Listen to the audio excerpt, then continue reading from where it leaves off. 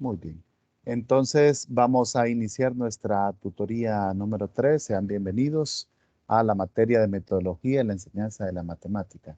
En esta ocasión vamos a hablar de la planificación de los procesos de enseñanza y aprendizaje de la matemática diversos y que contemplan los procesos de interdisciplinariedad, multidisciplinariedad y transdisciplinariedad. Así es que bienvenidos. Vamos a iniciar. Vamos a hablar de lo que está en el material, es bastante extenso, ¿verdad? Así que hemos hecho, según la agenda que se nos ha provisto, un resumen. Vamos a hablar de las fases del proceso didáctico, después de las estrategias para el desarrollo de los contenidos de cada lección. Luego vamos a hablar de la interdisciplinariedad, multidisciplinariedad en los procesos de enseñanza. Y vamos a finalizar con la estrategia de resolución de problemas, que es la que vamos a abordar en mayor profundidad. Al final vamos a cerrar con una práctica, donde vamos a planificar una clase bajo la estrategia de resolución de problemas. Entonces, nos vamos. El objetivo de esta unidad número 3 es analizar los diferentes procesos de enseñanza y aprendizaje de la matemática en diversos contextos culturales y sociales. Entonces, vamos a continuar con las fases del proceso didáctico. En este caso, cuando nosotros empezamos a hacer la planificación de una clase, ¿cuál consideran ustedes que es algunos de los elementos que nosotros podríamos tomar en cuenta?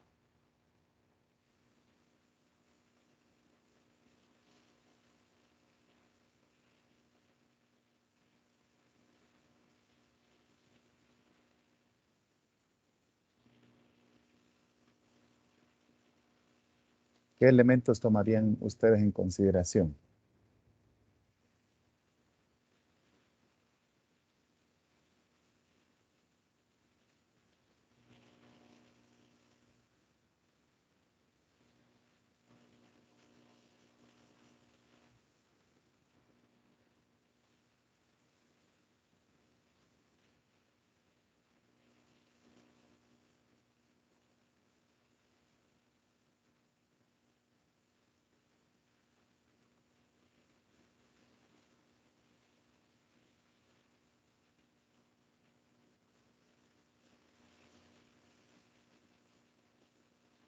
Hola, ¿sí me escuchan?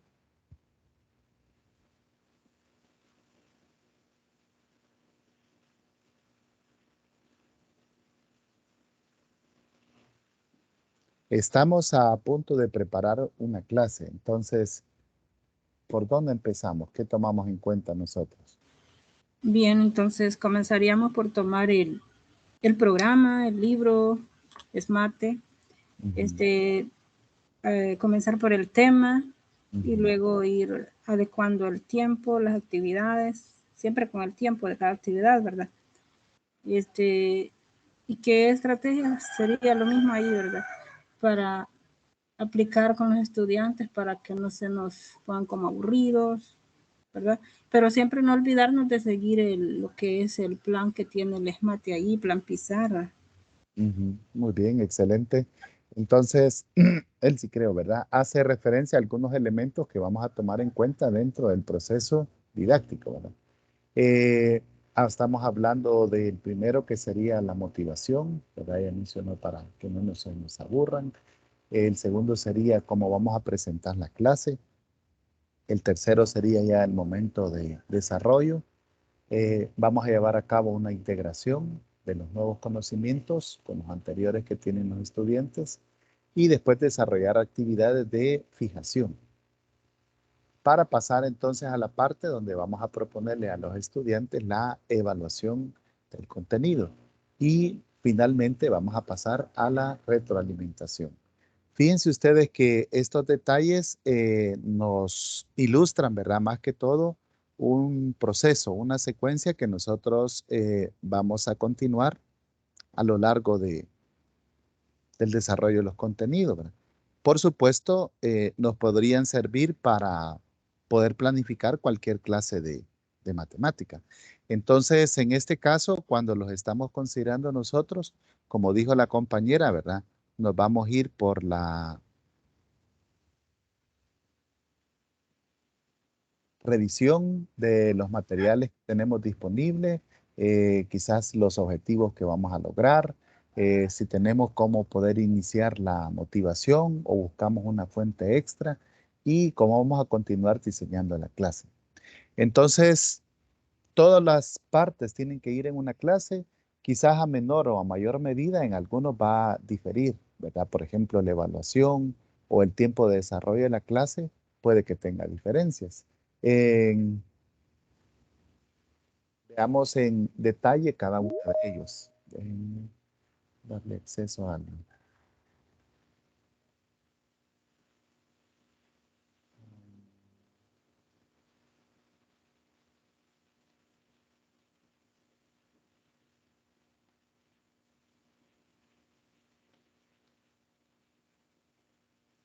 Ahí estamos. Bueno, entonces decíamos que queremos ver la primera fase, que es la motivación. Entonces, motivar los estudiantes que nosotros recibimos en la escuela, puede que lleguen estos con mucha voluntad de aprender, otros quizás llegan cansados, han tenido tareas de otras asignaturas, etcétera. Entonces, ¿qué vamos a presentar nosotros al inicio como la clase? Decir que abran el libro en la página tal porque nos toca aprender esa clase, no, ¿verdad? Sino que vamos a pensar en una actividad que pueda ser motivante para los estudiantes. Por ejemplo, hoy vamos a ver la estrategia, podríamos presentar un problema que llame la atención, ¿verdad? O podríamos adelantarles algo que vamos a aprender a resolver, ¿verdad? Este día vamos a aprender a calcular el volumen de, por ejemplo, un recipiente que tengamos en nuestras casas, o en esta ocasión vamos a calcular la distancia que hay entre dos puntos en un mapa, dada una escala. Entonces, presentamos algo interesante, ¿va? En esta fase de la preparación de la clase. El documento dice que procuramos presentar a los estudiantes que sea de manera mental y anímica. ¿Por qué consideran ustedes que estos aspectos de la motivación es importante que digamos que sea mental y anímica?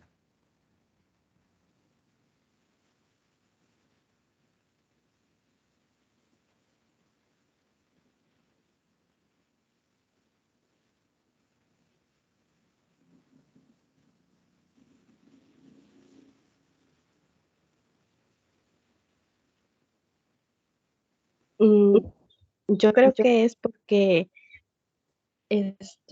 uno al presentar la clase los va a motivar, digamos, con, por ejemplo, un jueguito y que el juego sea en base al tema que vamos a ver. Entonces Ujú. siento que ahí va mental y anímica. Muy bien, correcto, ¿verdad?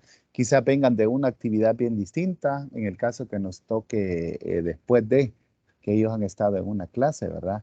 O a veces la actitud también que tienen los estudiantes puede inferir mucho en la asignatura que vamos a desarrollar. Entonces, por eso, como bien mencionan ustedes, vamos a buscar una actividad que sea que despierte el interés, ¿verdad? Por ejemplo, en los estudiantes de segundo año, hace poco yo les puse un ejercicio. Este ejercicio salió en la prueba de admisión de la Universidad del Distrito Federal de México. Y entonces ellos lo dejamos ahí para poderlo resolver al final de la clase. Me llamó la atención que les gustó el ejercicio y al final, revisémoslo, profe, decían, a ver si lo podemos realizar. Entonces, podemos buscar algo, ¿verdad? Que motive los intereses individuales de los estudiantes. En la segunda fase, entonces vamos a pasar a la presentación de la clase.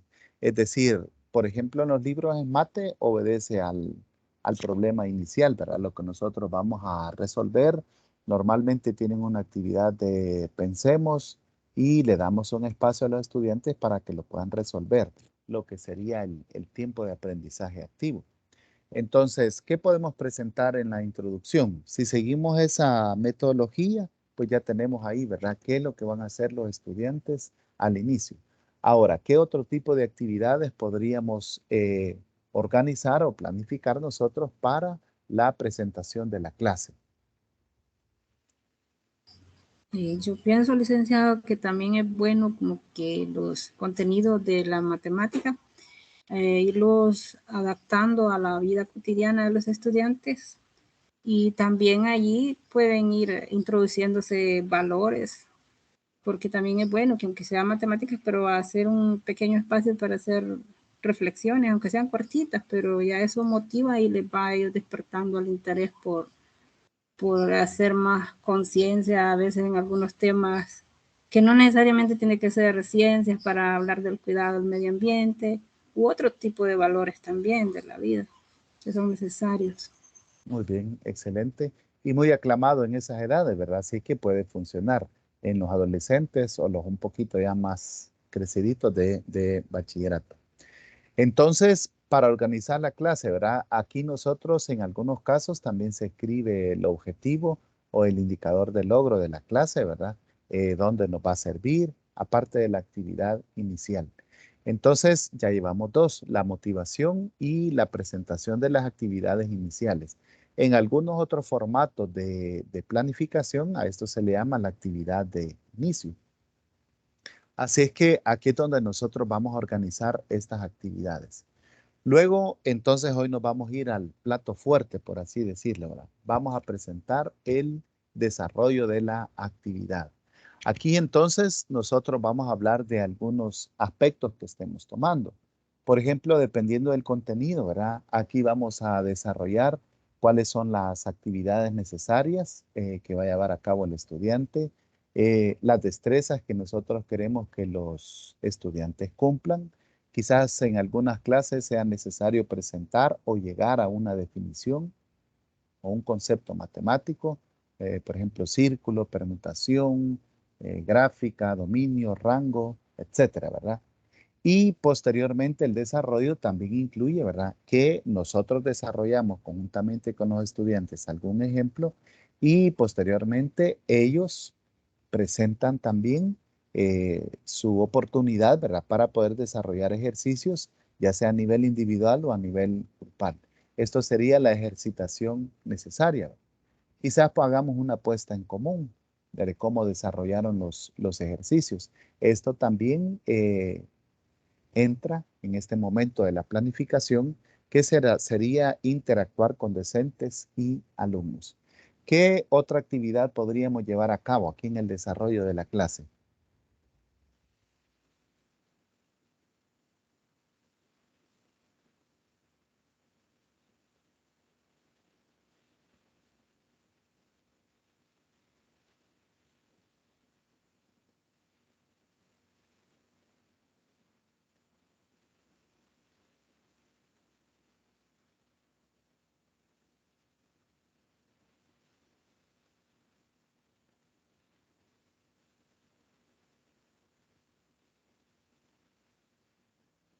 Pudiera ser pedirles que trabajen en parejas, como ya es el desarrollo de la clase, ¿verdad? Que trabajen un ejercicio en pareja, a ver qué tal, cómo Mm, les va en pareja. Muy bien, por ejemplo, podríamos hacer algo lúdico en este momento de la clase, ¿verdad? Por ejemplo, si nosotros hacemos una construcción, podríamos utilizar un programa informático o en el caso de que estemos trabajando con áreas, podríamos llevar un recurso como un geoplano o algunos algeblocks. Entonces eso implica, ¿verdad? En todas las actividades necesarias para poder desarrollar las destrezas que necesitamos en los estudiantes. Entonces, Yo sí, diga. quería mencionar lo de la última clase. Ujú, Fíjese que nosotros estamos en el tema que se llama solución de ecuaciones con signos de agrupación. Signos de sí, agrupación, ustedes saben que son esas dos corchetes, paréntesis. Entonces, lo que hacemos con ellos es que cada uno va dictando números aleatorios, eh, poniéndome, digamos, el ejercicio de la ecuación, vea.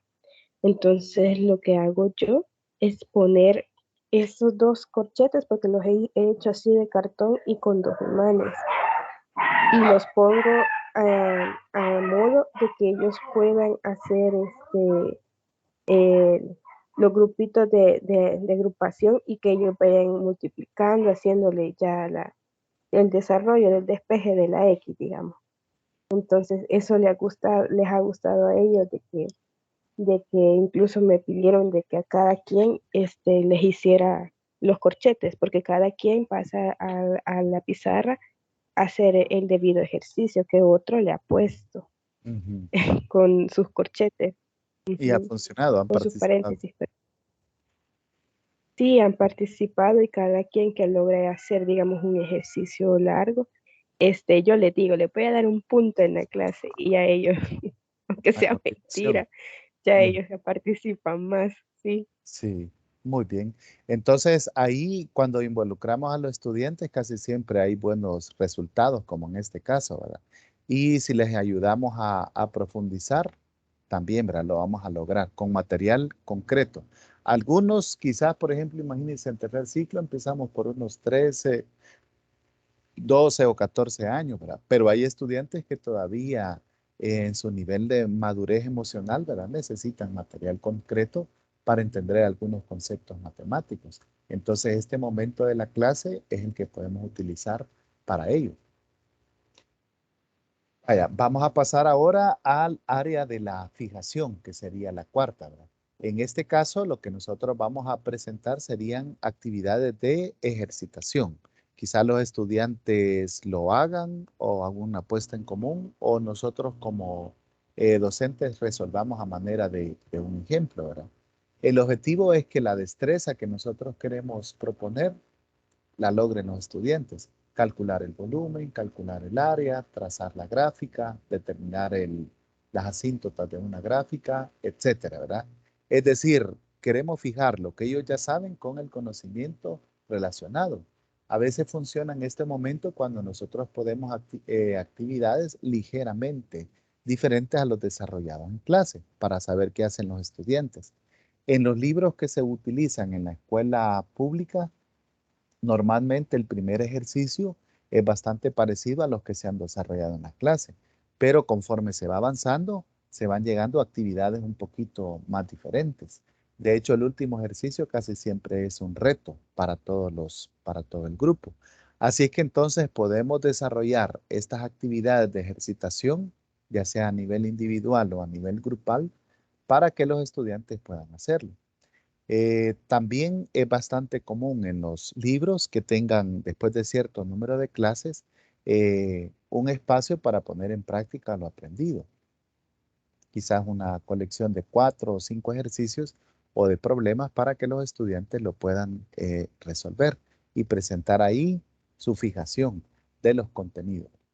Entonces, ya avanzamos bastante en la clase. La motivación, ya presentamos el contenido, hicimos el desarrollo y la fijación del contenido. Entonces, vamos a pasar a la siguiente etapa que se llama integración. En este caso, con esta etapa dice que nos referimos a la construcción del conocimiento propio. Quizás los estudiantes participen en una actividad de aplicación o hay un problema que lo van a exponer o nosotros lo hemos llevado para que ellos lo puedan desarrollar.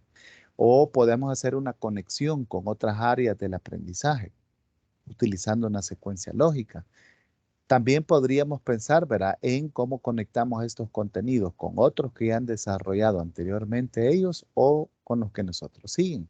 Por ejemplo, ¿verdad? Si hablamos de gráficas, quizás nos encaminamos, por ejemplo, a los desplazamientos de las gráficas, tanto horizontales como verticales. Si hablamos de volumen y área, quizás nos encaminemos a figuras ya combinadas, de acuerdo a las que hemos estudiado, ¿verdad?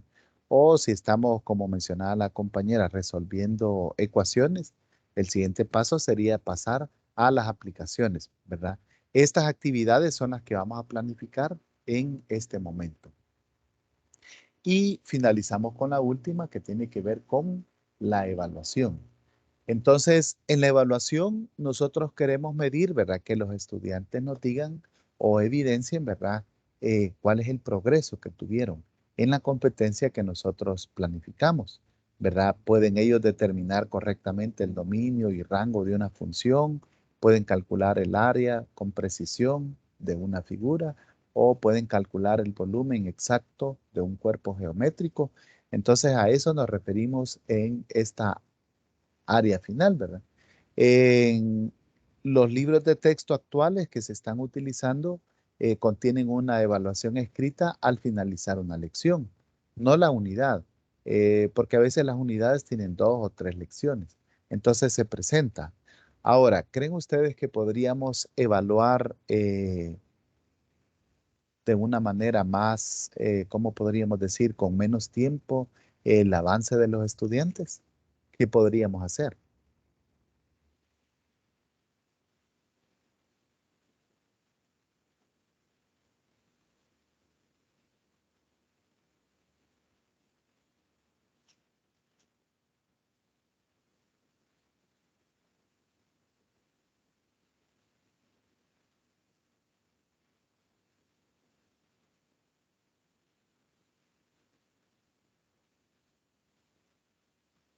¿Qué harían ustedes en sus clases?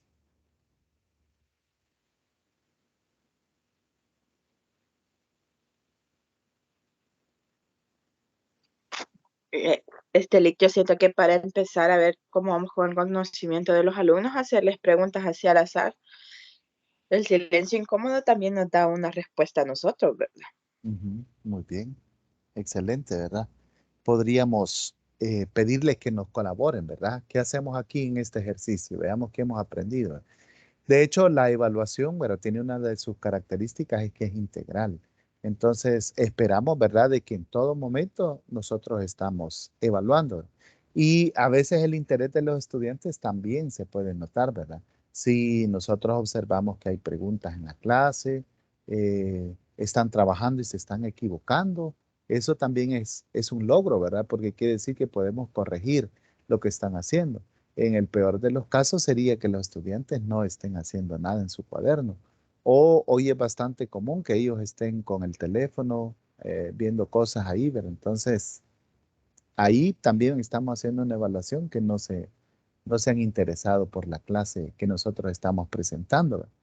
Hay quienes presentan pruebas cortas al final de la semana o al final de algunos contenidos, ¿verdad? El problema a veces es de que las clases son tan cortas que no dan los 45 minutos para desarrollar todas estas etapas que nosotros hemos analizado. Imagínense cuando vimos aquí son 7 momentos. Entonces, planificar esto para 45 minutos está difícil, ¿verdad? Quizás lo podamos hacer una vez a la semana. La motivación, la presentación, el desarrollo y la integración. Ya las otras actividades en 45 minutos, ¿verdad? Podríamos dejarla. Los estudiantes se llevan normalmente una tarea para su casa. Entonces podríamos considerar eso en el área de evaluación, ¿verdad? O empezar el siguiente día resolviendo un ejercicio que ellos hayan tenido problemas. Entonces, este es un modelo de proceso didáctico que se presenta ahí en el material que hemos analizado. No es el único, por supuesto. Sin embargo, contiene la mayoría de los momentos que podríamos desarrollar en una clase, ¿verdad? Ahora, esto es lo planificado, pero las situaciones de contingencia pueden ser diferentes a lo largo de la clase. Pasemos entonces a hablar un poquito de los modelos de planificación docente. Los que el material contempla son, por ejemplo, el modelo academicista. Este dice que está centrado en la enseñanza y es el docente es el que juega el papel activo. Aquí vemos al docente como el protagonista en una clase magistral y entonces todas las actividades que se plasman son las que el docente va a desarrollar en la clase. También se presenta el modelo conductista. En el modelo conductista, pues entonces podríamos decir que está alternado el protagonismo que tiene el docente y el estudiante, porque está basado en un estímulo-respuesta, es decir, el profesor propone esto y el alumno nos da su respuesta, ¿verdad? Normalmente obedece a una secuencia ya establecida para que los estudiantes la puedan desarrollar. Se aplicaría mucho a la estrategia SMART porque no deja, podríamos decir, mucha creatividad al docente, ¿va? Es decir, ya hay los momentos que se van a desarrollar. Iniciamos con un problema, luego vamos a la solución, una conclusión, una definición, un ejemplo, y los estudiantes finalizan. Que por supuesto no quiere decir que sea malo pedagógicamente hablando, pero es un modelo de planificación donde ya todo está estructurado por medio de un estímulo y una respuesta. Posteriormente, en los últimos años se hicieron más comunes los modelos de planificación, el constructivista y cognitivo. Este, a diferencia del academicista, está basado en el aprendizaje y entonces nos basamos en todas las teorías del aprendizaje de los estudiantes y diseñamos las actividades porque el estudiante es el protagonista de la clase. Y finalmente, el modelo de enseñanza por competencia describe ahí el documento de que este se basa en el fortalecimiento o el desarrollo de las actividades que demanda la sociedad moderna. La sociedad moderna exige que los estudiantes puedan multiplicar y sumar en contextos de aplicación, ¿verdad? Pues entonces a eso nos vamos a dedicar a enseñar, ¿verdad? La sociedad demanda, por ejemplo, que los estudiantes puedan hacer conversiones de diferentes monedas. Entonces, ese contenido va a ir inmerso ahí en los diferentes grados. Esto sería por competencia, es decir, queremos un producto conductual que los estudiantes puedan desarrollar. ¿Cuál es mejor o cuál es peor? No podemos decirlo, ¿verdad? Porque están orientados a diferentes momentos pedagógicos. Lo que sí podemos decir, ¿verdad? Es de que en algunos casos, ¿quién es el que tiene mayor papel protagónico, ¿verdad? Si es el profesor, como en el modelo academicista, o es el estudiante en el modelo constructivista. Entonces, esto nos va a servir para que lo que nosotros vamos a planificar y los contenidos que ustedes van a desarrollar al finalizar la clase. Entonces, según el tiempo que nosotros dediquemos a las actividades, según los modelos o el proyecto que vamos a presentar, así también podemos clasificar nuestros contenidos. Las planificaciones, si lo organizamos por el tiempo, ¿verdad? Entonces podríamos pensar en la planificación de una clase de 45, 50 o 2 horas. Podríamos planificar una unidad o incluso podríamos planificar un año lectivo por completo. A eso se refiere. Si nos basamos en la planificación según el modelo pedagógico de los anteriores que vimos, ¿verdad?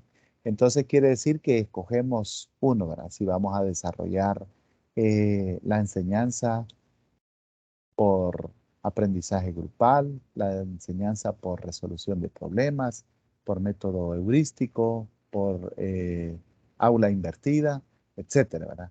A eso se refiere que podemos clasificar la planificación. Y si vamos a planificar en proyecto, entonces sería otro tipo, ¿verdad? Porque este nos va a llevar más tiempo. Y entonces tenemos un objetivo grupal que vamos a entregar de parte de los estudiantes. Veamos entonces qué vamos a tomar en cuenta cuando vamos a planificar el proceso de enseñanza y aprendizaje en la matemática. Los autores dicen de que es uno de los momentos más importantes para un profesor, ¿verdad? Diseñar las actividades que va a llevar a cabo para con todos los estudiantes, porque en este momento entonces vamos a diseñar lo que va a ser un momento.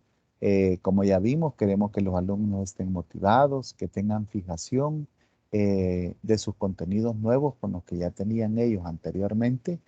Y como dice el comentario que he tomado textualmente de ahí del material, ¿verdad?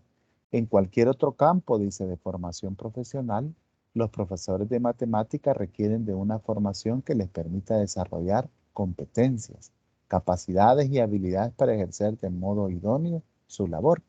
Es decir, conforme nosotros también vamos haciendo esta planificación, vamos incrementando y sabemos qué los estudiantes pueden lograr y qué es lo que puede fallar. Para los autores Rico, Mar, Lupía y Gómez dice que la planeación requiere del desarrollo de unas capacidades especiales que le permitan llevar a cabo el análisis didáctico, pues consideran que este proceso organiza dicha competencia Así es de que entonces, conforme nosotros vayamos avanzando en esta planificación, vamos a ir desarrollando, ¿verdad? Bueno, esta actividad los estudiantes la hacen en tanto tiempo, o esta actividad les puede interesar a mis estudiantes, porque ya vamos desarrollando esa capacidad como docentes. Continúo, dice, la conceptualización sobre esta forma de organización se desarrolla ampliamente en los documentos de Rico, Lippier y Molina. Sin embargo, dice, a pesar de la importancia dada por estos autores, ellos manifiestan que esta competencia no está suficientemente incorporada en el diseño y desarrollo de los programas de formación de profesores. Entonces, necesitamos, ¿verdad?, un poco más de práctica para llegar a tener estas capacidades y competencias a las que refieren los autores de planificación y poder ejecutar esto, ¿verdad? Ya sea por, si lo hacemos por tiempo, por clases individuales o por cursos completos que vamos a desarrollar. Ahora, ¿qué opinan ustedes? ¿Consideran que la planificación puede tener beneficios en el docente y también en el estudiante? ¿Qué opinan?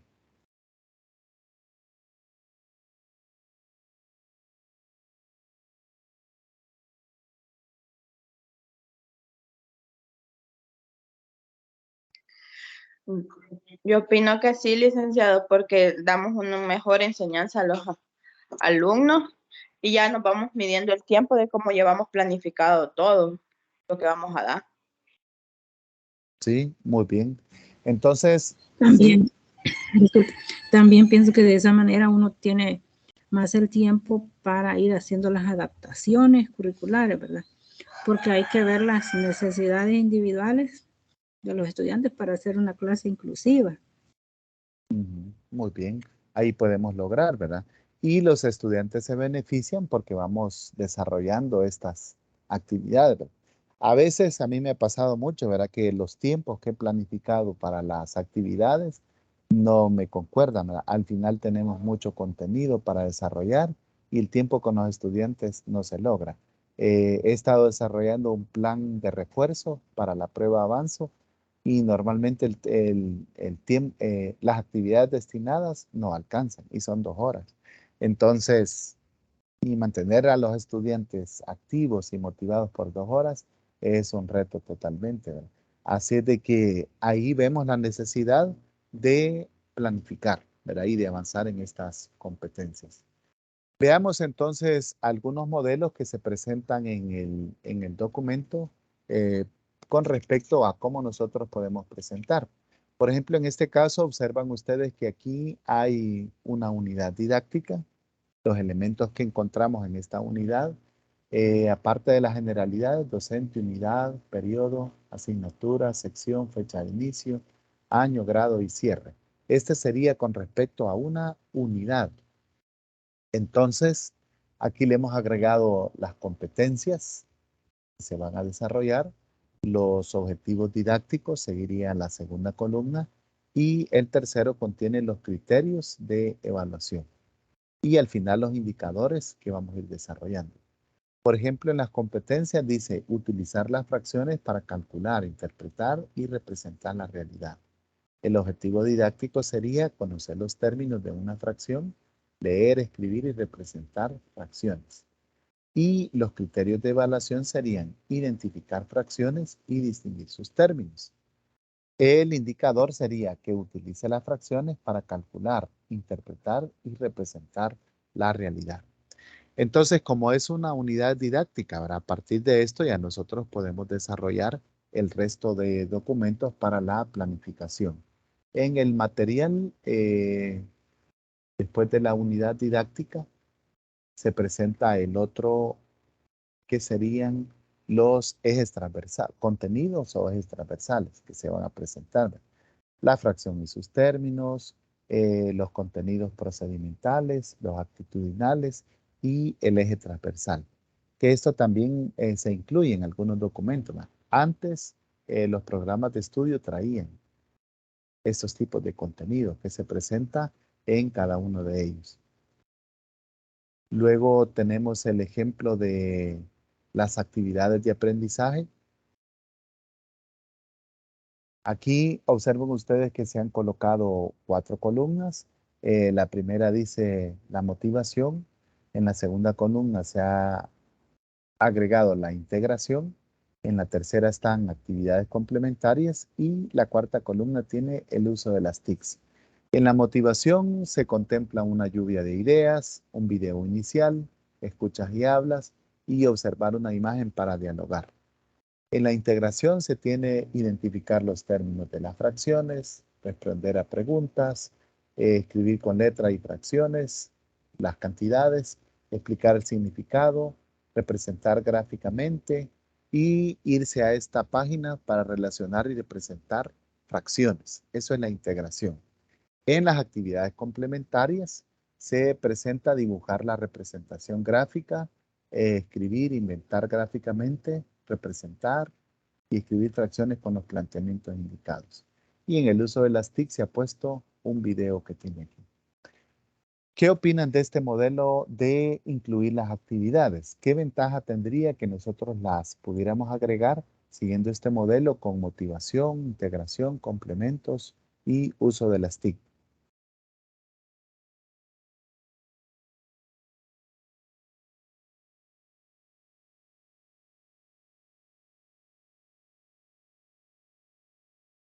Van a estar más motivados los estudiantes, van a aprender más y más actualizados también, porque esto de las TIC es lo que demanda la sociedad en todas las áreas, en toda disciplina, en toda profesión.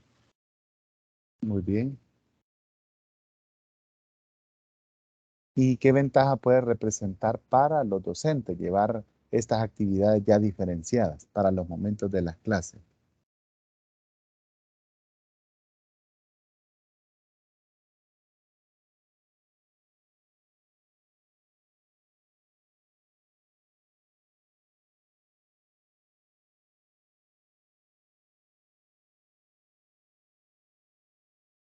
Licenciado, cuando se refiere a diferenciadas, ¿qué quiere decir ahí?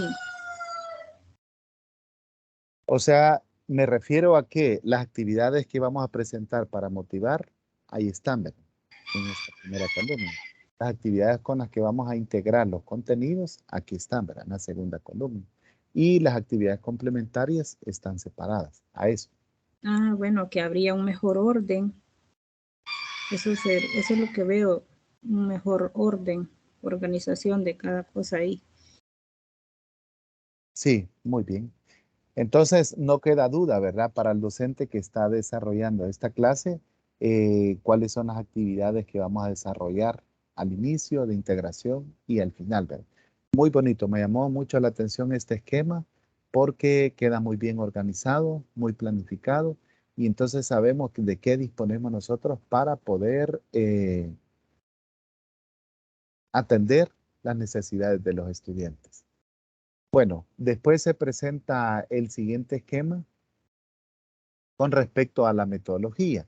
En este esquema pueden observar ustedes que se ha planificado los materiales y los recursos y a qué se ha descrito la estrategia de enseñanza. La metodología propuesta dice promueve la construcción de aprendizajes significativos a partir de la secuencia, motivación inicial, evocación de conocimientos previos, progresiva y cuidada incorporación de contenidos mediante ejemplos extraídos de situaciones cotidianas, con contextualizaciones que permiten la transferencia, generalización y ampliación de los aprendizajes. Y así se continúa haciendo la descripción de cómo se van a aplicar los aprendizajes en esta clase o esta unidad y los recursos digitales que se van a utilizar. En matemáticas normalmente podemos nosotros describir, ¿verdad?, cómo vamos a desarrollar la estrategia de enseñanza, si es grupal, si es por resolución de problemas, por el método heurístico, o vamos a hacer referencia al el sentido histórico de la matemática, es otro que también se utiliza. Y ya con respecto a la planificación de una clase, aquí se presenta este esquema de un guión, ¿verdad?, que creo que sería de los más importantes que se pueden desarrollar en la planificación. Este guión o modelo de guión, observen ustedes que contiene en la parte de arriba las generalidades y luego tiene 3 columnas, ¿verdad? Los contenidos conceptuales, los procedimentales y los actitudinales. En los conceptuales nos referimos a en sí qué es lo que vamos a enseñar y aprender, ¿verdad? Fracciones, gráficas, áreas, volúmenes, etc. Los procedimentales nos referimos a la parte lúdica que van a llevar a cabo los estudiantes. Identificar los términos de una fracción, manejar el internet para resolver ejercicios o la lectura y escritura de fracciones. Y con respecto a los contenidos actitudinales, nos referimos al producto esperado, ¿verdad? Es algo interno de los estudiantes. Prácticamente hace referencia a la competencia. Si utiliza fracciones para calcular e interpretar la realidad y si lee e interpreta la información que aparece de textos cotidianos. Bueno, pensemos ahora, ¿qué otra información creen que podríamos agregarle a un guión de clase, que es lo que nosotros tenemos para desarrollar la clase?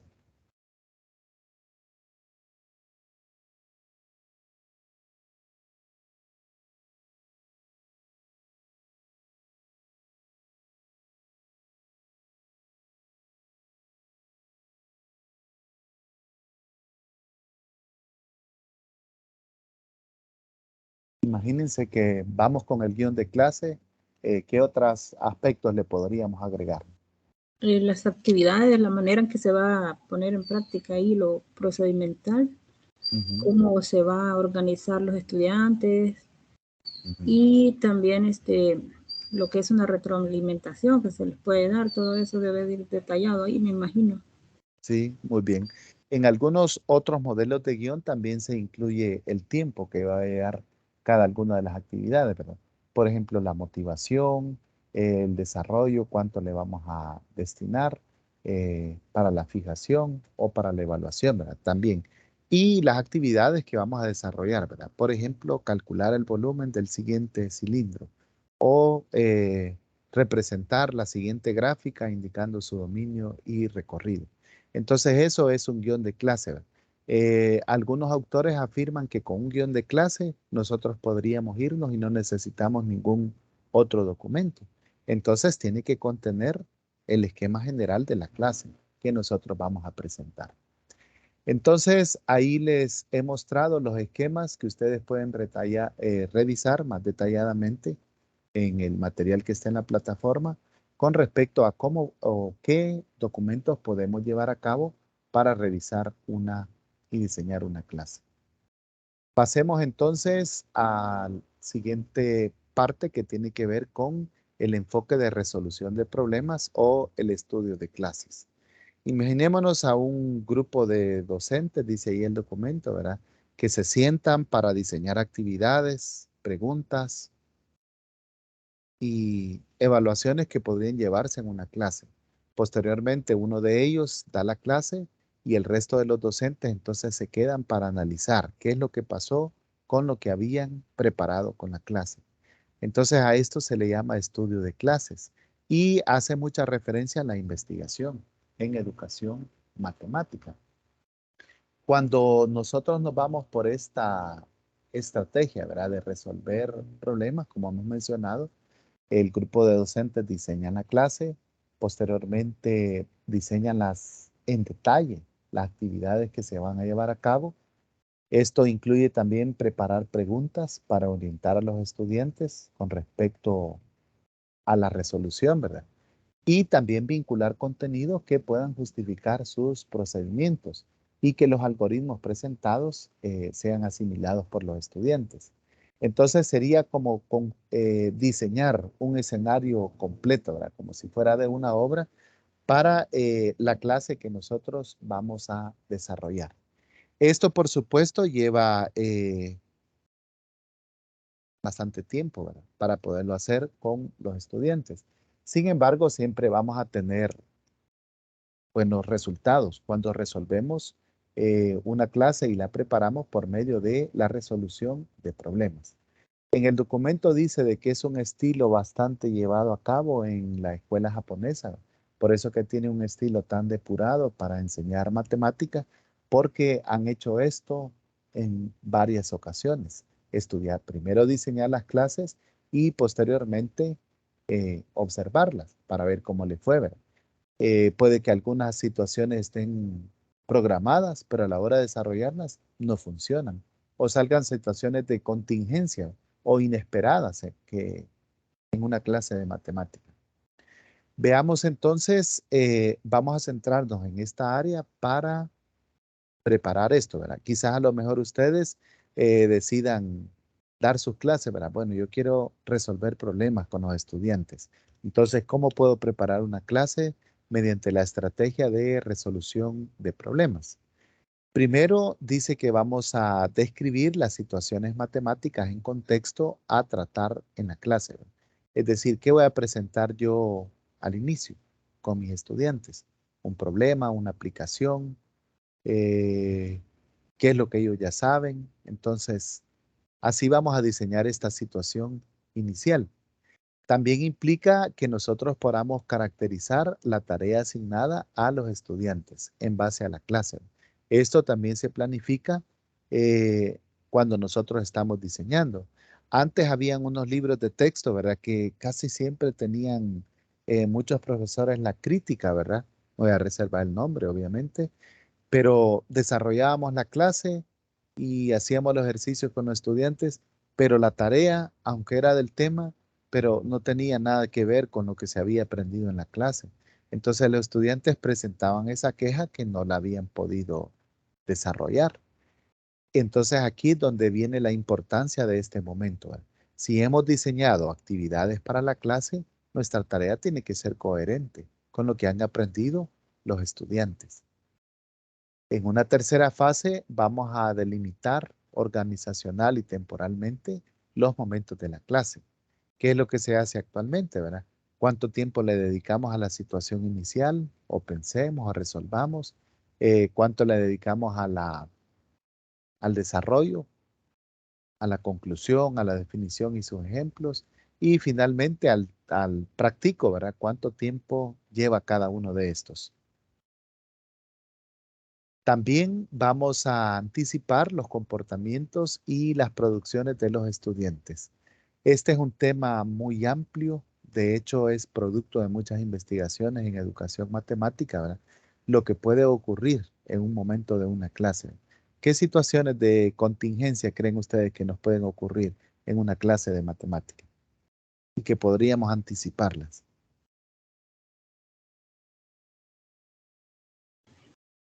Por ejemplo, un caso puede ser que a un estudiante se le olvidó el libro de matemáticas. Ajá, por ejemplo, podría ser, ¿verdad? Eso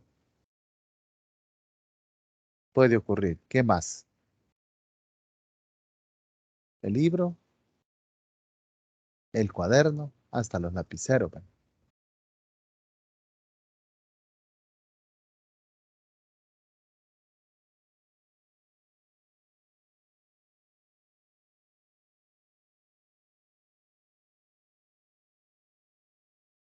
Pasa bastante a menudo que están ellos pendientes de su teléfono, ¿verdad? De quienes escribe esto o aquello, ¿verdad?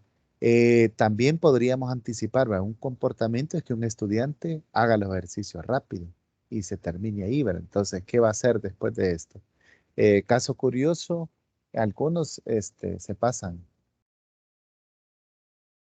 así, ¿verdad? Tengo un alumno en segundo año que hace los ejercicios rápidos y cuando termina y califica, profe, tiempo para jugar en el teléfono, dice. Y no me queda más que decirle que sí, porque ya resolvió los ejercicios de la clase, ¿verdad? Entonces es un alumno aventajado. Pero opuesto diametralmente a este está aquel que los 45 minutos de la clase no le alcanza para poder resolver los ejercicios. Entonces, aquí está, ¿verdad? Esto implica preparar una clase, que también anticipemos estas situaciones de contingencia que pueden ocurrir en la clase. Y en una quinta actividad, preparación de las eventuales intervenciones del docente para conducir la clase hacia la meta. Por ejemplo, ¿qué les puede dificultar a los estudiantes? ¿Algún cálculo, alguna comprensión? Podemos utilizar un esquema u un recurso extra para que ellos puedan llegar a la meta final, ¿verdad? Y también la selección y la preparación de los materiales y los medios para la clase. Es decir, si vamos a necesitar un recurso extra, proyectar en una pantalla, en un televisor, hacer una construcción de GeoGebra, mostrar la figura de un objeto geométrico para calcular volumen o área, etcétera. Entonces, miren, aquí está resumido lo que nosotros hacemos para preparar una clase, ¿verdad? Puede que le agreguemos más, pero en términos generales, estos 6 aspectos son los que nosotros podríamos incluir en la preparación de una clase. Entonces, ¿qué opinan ustedes? ¿Se quedan con estos 6 elementos? ¿Le agregamos algo?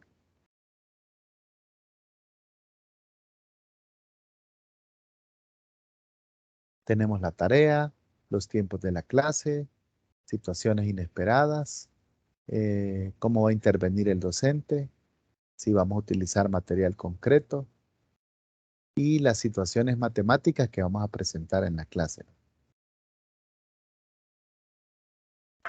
Y licenciada, ¿y cuál sería la retroalimentación o aclarar dudas? No sé.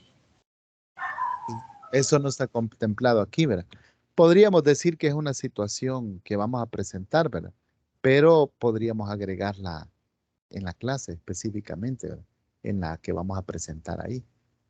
Entonces ahí está un elemento también, ¿verdad? Y en estas situaciones de contingencia, ¿verdad? Es decir, por ejemplo, y esos estudiantes que terminan luego, podríamos tener un ejercicio extra para que ellos lo puedan trabajar, ¿verdad? Entonces ahí están 2 elementos que podemos considerar. La resolución de problemas entonces como eje de una clase. De esto hablamos en la tutoría número 2 un poco y en esta unidad número 3 se viene a considerar, ¿verdad? ¿Qué es lo que nosotros vamos a considerar como un problema matemático? Y que es un problema matemático abierto. ¿Qué opinan ustedes ante estas 2 preguntas?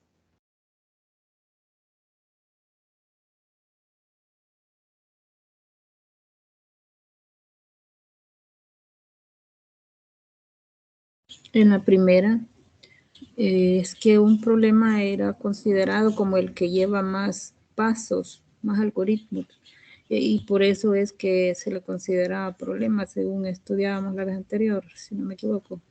Sí, muy bien. Entonces, ¿creen que cuando presentamos un problema matemático ya tenemos el camino a seguir o vamos a tener que pensar un poquito más en la estrategia de resolución?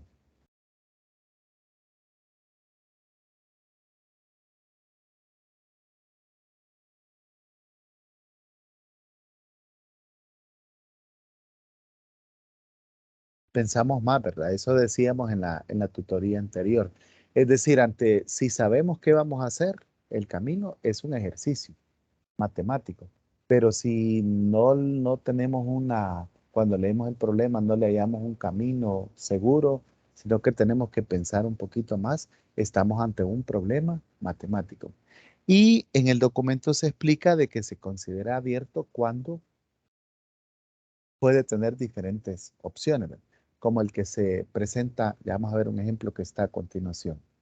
Dice que un buen problema para la clase de matemáticas es consistente con el objetivo de la clase, con los objetivos de mediano plazo de la componente matemática del currículo y con los objetivos transversales del mismo.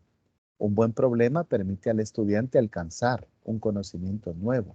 Al poner en juego los ya adquiridos, estamos hablando de los conocimientos en clases anteriores. También es un buen problema aquel que desarrolla habilidades genéricas propias del quehacer en matemáticas, como pensamiento inductivo, modelación, formulación, representación, argumentación y validación. Entonces, a la hora de escoger un problema, ¿verdad? Pensemos en esto, ¿verdad? En qué es lo que nuestros estudiantes ya saben y a dónde nosotros los queremos llevar. Porque aquí dice, ¿verdad? Para que sea coherente con el objetivo de la clase, pero también le permita al estudiante avanzar a lograr una competencia, ¿verdad? Y también, ¿verdad? Que lo induzca al pensamiento, a la modelación, que es muy propio de la matemática. Por eso le cité esta este párrafo textualmente. Ahora, ¿por qué centrar la clase en la resolución de problemas? Bueno, podemos decir que lleva a los estudiantes a integrar los conocimientos ya adquiridos, favorece el enriquecimiento de la comprensión, el ritmo y el enfoque que están en la clase de la matemática cuando lo hacemos por resolución de problemas, dice que es armoniosamente negociado por los maestros y por los alumnos. Y también podemos comentar que favorece la vinculación del concepto nuevo que vamos a aprender, ¿verdad?, con los aprendizajes previos que tienen los estudiantes. Claro, ¿verdad? Esta cultura de resolver problemas se tiene que enseñar en los estudiantes, porque en algunas ocasiones pueden venir acostumbrados a otras estrategias menos innovadoras y menos activas, ¿verdad? Hace poco estuve yo presente en una clase, ¿verdad? De una maestra que no se me acuerdo si era de tercero o cuarto grado, ¿verdad? Pero la clase era un silencio total, ¿verdad? Tanto de la maestra como los estudiantes. Y los niños estaban bien involucrados en transcribir de su libro de texto al cuaderno. Entonces, pasar de esa metodología a esta metodología para resolver problemas es un cambio bastante grande, porque los estudiantes no están acostumbrados. Así es de que podemos lograr nosotros lo que está descrito aquí en estos elementos, ¿verdad?, cuando encaminamos bajo esta estrategia de la resolución de problemas. Ahora imagínense llevar a los estudiantes a comprender mejor los contenidos, a asimilar sus conocimientos adquiridos y que ellos sean los protagonistas de la clase. Entonces, esta estrategia tiene sus bondades, ¿verdad?, por supuesto, para lograrlos en el desarrollo de las competencias de los estudiantes. El último elemento dice que aunque es lento, ¿verdad?, pero lo lleva a una comprensión más profunda, dice, y eficiente. Es decir, necesitamos tiempo para poder llegar a este nivel con los estudiantes. Ahora, el uso de problemas abiertos frente a la diversidad. Podríamos presentar dos tipos de problemas. Los problemas ampliables o de finalidad abierta. En estos, los estudiantes nos pueden presentar opciones diferentes, ¿verdad? Les puede parecer a ellos algo renovado y que las respuestas no sean negociables. Entonces podría ser que ya están cansados de esto, ¿verdad? Es decir, en una ecuación ya sabemos que tenemos que llegar a un número y no es negociable. Pero en un problema abierto, entonces esa flexibilidad que ofrece, va, de tener respuestas diversas, puede que algunos estudiantes lo consideren renovado y gustoso, dice el documento. Y entre algunos problemas de esta finalidad abierta, encontramos realmente muchos en el documento, pero algunos de los que se presentan son, por ejemplo, inversos y otros de clasificación. Veamos los siguientes ejemplos. En el primero dice que el profesor le pregunta cuánto es la suma de 3 más 4 a los niños y a uno le responde que es factorial de 7. Entonces, ¿qué dos números nos corresponden a la suma de factorial de 7? Esto lógicamente no tiene una sola respuesta. Es decir, un estudiante dice, imagínense factorial de 7, estamos hablando de 5 de 120. No sé si es alguien tiene calculadora, pero creo que es una cantidad grande.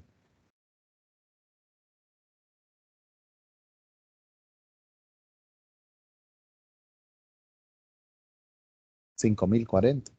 Entonces, toda la diversidad de respuestas que pueden salir de pares de números que suman factorial de 7 o 5040. Entonces, por eso se considera de un problema abierto que presentan los estudiantes. El otro dice, el número 36 está formado por cierta cantidad de decenas y cierta cantidad de unidades. Entonces, ¿qué creen que contestarían los estudiantes?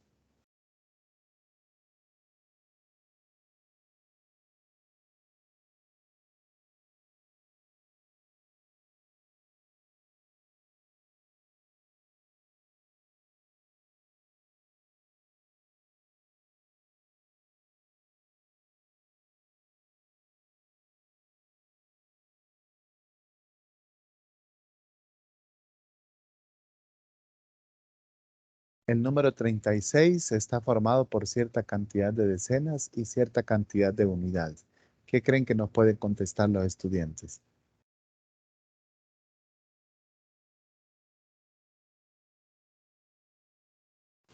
Algunos podrían decir que sí, Ujú. otros no se limitarían a decir que sí y dirían cuántas decenas y cuántas unidades. Ujú, muy bien, ¿verdad? En el documento dice que algunos dicen que hay 3 decenas y 6 unidades, pero hay un estudiante que puede decir hay 2 decenas y 16 unidades. Y entonces son respuestas abiertas, ¿verdad? Que se tienen para estos problemas matemáticos. Y hay muchos sistemas matemáticos abiertos, hay muchos realmente en Internet que se pueden observar. Pasemos entonces ahora a cómo vamos a preparar una clase bajo este enfoque de resolución de problemas. Lo primero que vamos a hacer dice que es que vamos a presentar una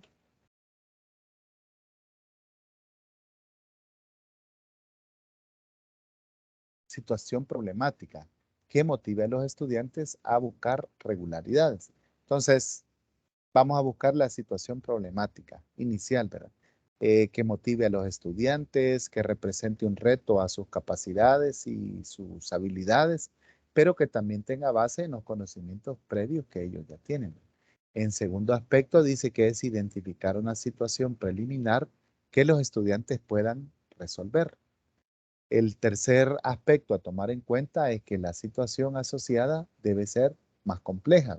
Es decir, si les ponemos algo que ellos fácilmente lo van a poder resolver, dejaría de ser una clase preparada bajo la resolución de problemas, sino que debe ser un poquito más allá. Es decir, ese equilibrio entre lo que ellos ya saben y la competencia a la que quiero llegar es lo que caracteriza a preparar este enfoque de la resolución de problemas. Y posteriormente vamos a pasar a la fase donde vamos a idear preguntas a los estudiantes para guiarlos en la resolución, ¿verdad? ¿Qué podríamos hacer? ¿Qué conocemos en estos casos? Etcétera.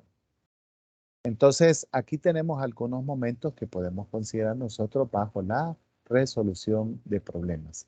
Y cuando presentamos este enfoque, entonces podemos considerar lo que algunos autores ya tienen como preestablecido, ¿verdad? De cómo se resuelve un problema.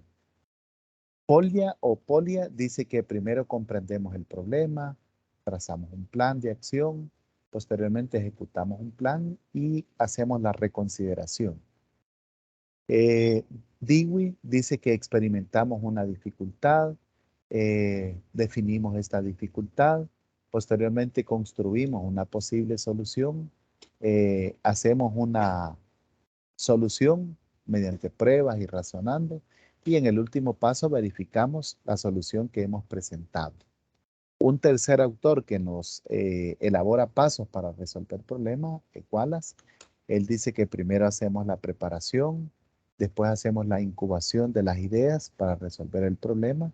Tenemos una iluminación sobre cómo llegar a la solución, ¿verdad? Y al final hacemos una verificación. En común tienen los tres autores que hacemos una reconsideración al final, ¿verdad? Para saber si la respuesta que hemos planteado está correcta. Y casi todos vienen por la comprensión del problema, experimentación de una dificultad y la preparación. Así es que independientemente del autor que nosotros sigamos, estos serían los pasos para poder resolver un problema. Ahora, ¿cómo vamos a considerar los tiempos en la resolución del problema? Si tenemos una clase de 10 minutos, ahí el material nos sugiere 10 minutos para presentarlo inicialmente, 15 minutos para la solución individual, otros 10 minutos para una discusión grupal y finalizamos con los últimos 10 minutos para presentar las conclusiones con respecto a la clase. Entonces ahí tenemos los 45 destinados a la resolución de problemas en una clase. Hay un método muy especial, el de Miguel de Guzmán, que en la agenda se nos pide considerar, ¿verdad? Y dice que una idea de Miguel de Guzmán, citado en su libro, indica que el método de la enseñanza por resolución de problemas se trata de armonizar adecuadamente la componente heurística, siendo la atención a los procesos de pensamiento y los contenidos específicos del pensamiento matemático. Sin embargo, en este sentido, dice que critica la falta de modelos adecuados que orienten al profesor en la integración de los contenidos y los procesos de un todo armonioso. Así es que por eso él hace las siguientes 4 fases. Primero, familiarizarse con el problema. Segundo, buscar estrategias para resolverlo. Tercero, llevar la delantera a la estrategia. Y al final, revisar el proceso y sacar consecuencias de él. Es lo que nos propone este autor español, Miguel de Guzmán, para poder trabajar bajo esta estrategia. Bueno, ¿qué opinan ustedes de esta estrategia de resolución de problemas? ¿Creen que podemos aplicarla? ¿Funcionaría en nuestro medio?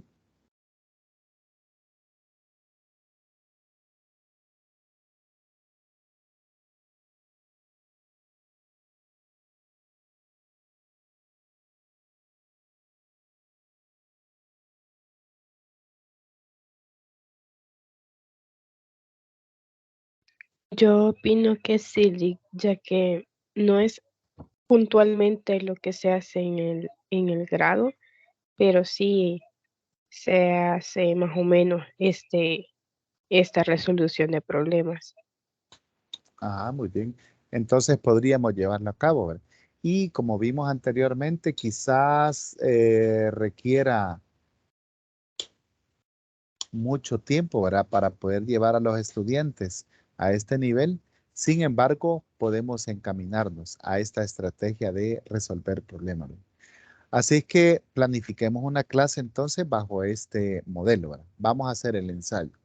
En este caso, yo he seleccionado en primer año de bachillerato, van a empezar ya la unidad 7, operaciones con vectores coordenados. Vamos a ponerle aquí, unidad 7, 10º grado.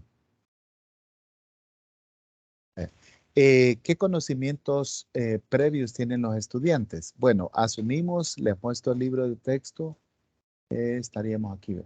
Asumimos que ya vieron las consideraciones iniciales que quizás serían necesarias o por lo menos investigar, ¿verdad? Si ellos en grados anteriores en ciencia han realizado estos contenidos. Las definiciones iniciales de qué es un vector, la norma de un vector. En la clase 1.2, la suma y resta de vectores. En la clase 1.3, el producto escalar. Y en la clase 1.4, las coordenadas de un vector. Estos serían los conocimientos previos. Y vamos entonces al problema 5. ¿Qué esperamos que ya sepan los estudiantes? Bueno, yo pensaba que los estudiantes ya tengan conocimiento del plano cartesiano, porque se empieza a ver desde 7º grado. También esperaríamos que los estudiantes ya tengan conocimientos de ubicar coordenadas en el plano cartesiano y también que conozcan la utilización del teorema de Pitágoras, que ya lo estudiaron en 9º grado. No sé si ustedes consideran otro conocimiento previo.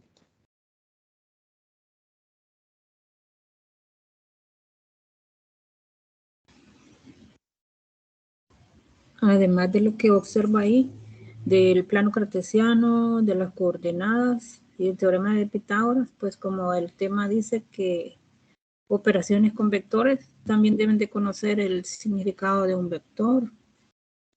Muy bien, excelente.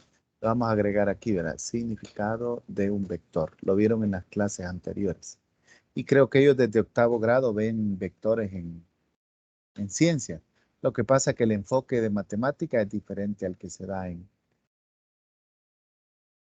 ciencias naturales, ¿verdad? Vaya, entonces ya consideramos los conocimientos previos. Hoy vamos a pasar a la otra fase donde dice que vamos a presentar un problema inicial. En este caso yo he seleccionado 3 y ustedes pueden ver ahí lo que se ha presentado. Tengo 3 para que ustedes me ayuden a decidir cuál podría ser un problema inicial.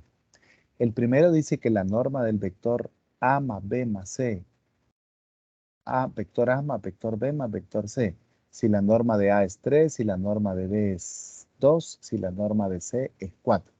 Entonces nos pide hallar ahí la respuesta, 2, 4, 6, 9 y 0.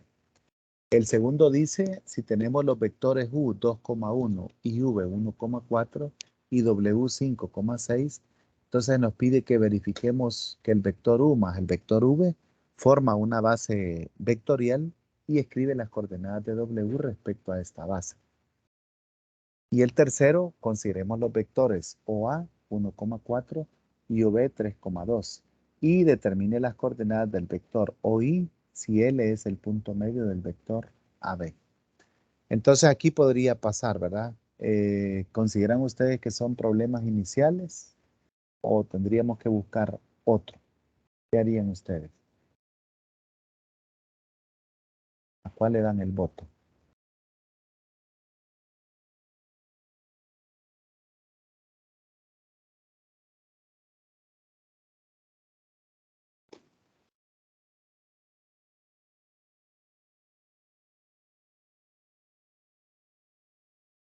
Pero es que ahí no se ve el plano cartesiano y habría quizás que comenzar uno que esté ubicado un sencillito en el plano cartesiano y después ir de lo más sencillo a lo más complejo. Sí, entiendo la idea y me parece, porque es el conocimiento que tendríamos ahí, ¿verdad? O sea que me está diciendo que prácticamente nos vamos a GeoGebra y ponemos dos vectores sencillos. Como que el contenido es operaciones con vectores en sus coordenadas. Entonces, ¿qué vectores le pondría al inicio?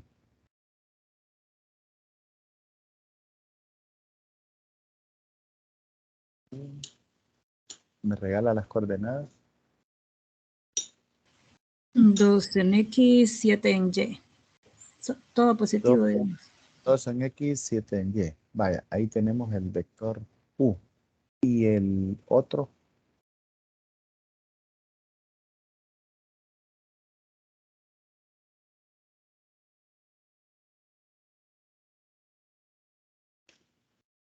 coordenada le ponemos.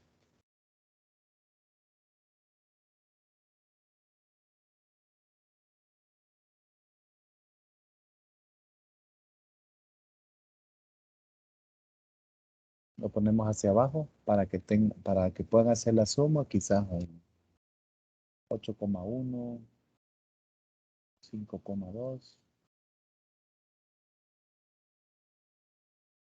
Vamos a dar ese, el 8,1. Y ahí nos quedaría el otro vector. Vale. Entonces, bueno, no lo voy a editar por cuestión de tiempo y nos vamos a llevarla aquí, ¿verdad? Tenemos dos objetos ahí, ¿verdad? Representados. Entonces, de aquí nosotros podríamos idear una situación, ¿verdad? ¿Qué creen ustedes que sería interesante para los estudiantes? Si le presentamos dos vectores,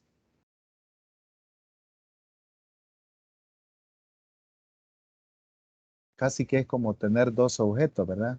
Tenemos un objeto en este punto Ajá. y tenemos un objeto en este punto. Entonces, ¿qué podemos calcular? Si no les hemos dado las coordenadas, pues que las averigüen, ¿verdad? Sería Podría ser, por ejemplo, ajá. ¿verdad? O que determinen la distancia entre estos dos objetos que se han movido, ¿verdad? Podríamos hacerlo así, ¿verdad? Muy bien. Vamos a plantearlo así. ¿Cómo podrías terminar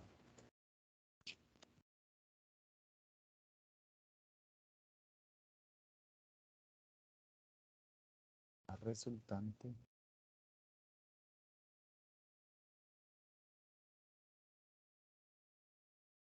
de los vectores I, V que representan los objetos? Vaya, ¿qué opinan de esto?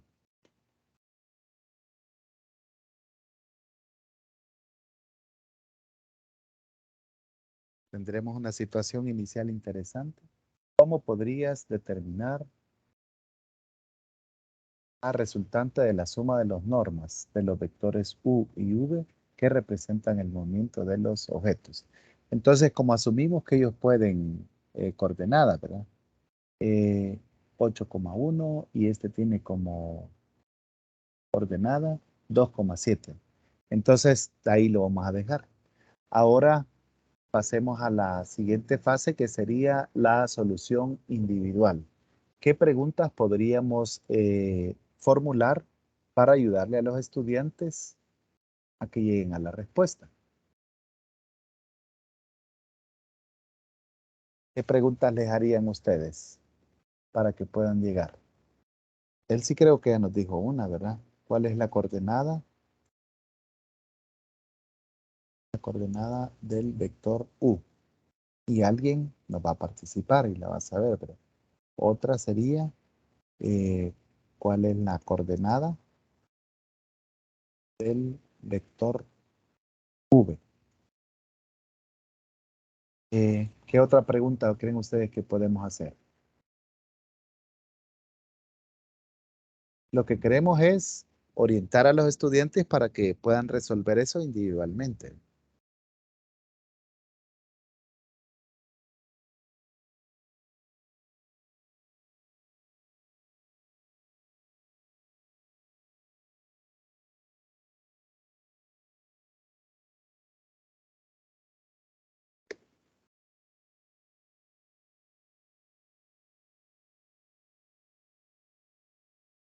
Podríamos preguntarles qué teoremas o la norma de los vectores, ¿verdad? ¿Cuánto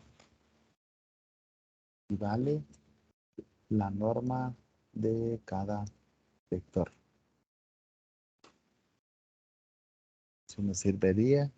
Lo que queremos es que asumen las coordenadas, ¿verdad? ¿Conocen algún teorema? ¿Conoces algún teorema que puedas aplicar en esta situación? Y como la primera fase de la resolución de problemas es con la comprensión, ¿verdad? Entonces, podrías identificar la longitud que se te está pidiendo. Muy bien, son algunas de las que se me ocurren ahorita. No sé si les parecen o tienen una más que podríamos agregar.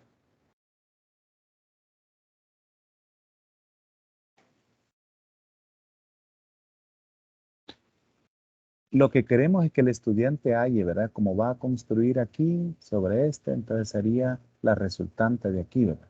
Que es como la diagonal. Entonces, esperamos que él sume las coordenadas, ¿verdad? En este aspecto. Ahora, en la siguiente etapa de los siguientes 10 minutos, la discusión grupal, ¿verdad? Que sería ahí. ¿Qué es lo que pretendemos que los estudiantes nos compartan? Bueno, queremos que nos compartan la suma de los que han hallado la coordenada de la suma y también la norma, ¿verdad? De la resultante que están ahí planteados. Algún estudiante quizás lo ha logrado completar conforme a esto, ¿verdad? Ahora, ¿qué preguntas podríamos hacerle para saber si se fue por el camino correcto?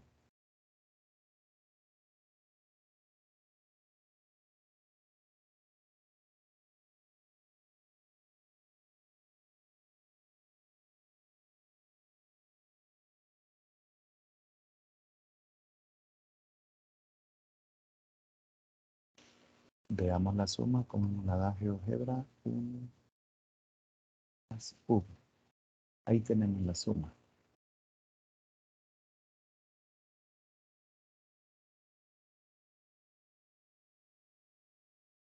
No, se me han quedado muy calladitos. ¿Qué les ha pasado?